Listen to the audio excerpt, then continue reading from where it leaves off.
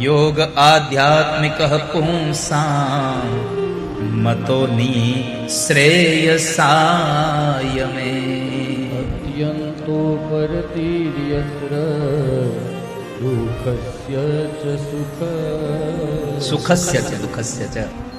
માં, અધ્યાત્મ જેવો કોઈ માર્ગ નથી આ સંસારમાં. અને જો તમારે સંસારમાંથી છૂટી જવું હોય તો કોઈ મહાપુરુષનું શરણ લઈ લો, કોઈ સંતનું શરણ લઈ લો, સંતનો સ્વીકાર કરી લો. માએ પ્રશ્ન કર્યો, પ્રભુ તમે કહો છો કે સંતનો સંગ કરું, પણ પેલા એ તો કયો સંત કોને કહેવાય? શાંતિ પમાડે એને સંત કહીએ. જે જીવનમાં શાંતિ અપાવે ને સાધુ કહેવાય.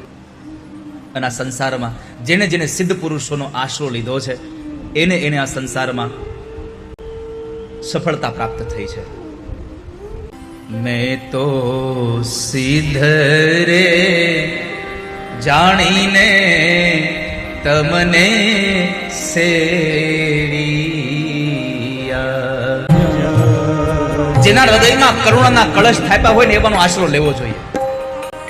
જેના વિચારોમાં દયા અને ભાવ ભર્યો હોય, પોતાના પ્રત્યે નહીં પણ જેને ઓળખતા જ નથી, જેને દુનિયા જેને હળધૂત કરે એના પ્રત્યે જ્યારે એના પ્રત્યેનો કરુણા જાગે ને એવાનો તમે આશરો સ્વીકાર કરી લેજો વાલા ભક્તજનો.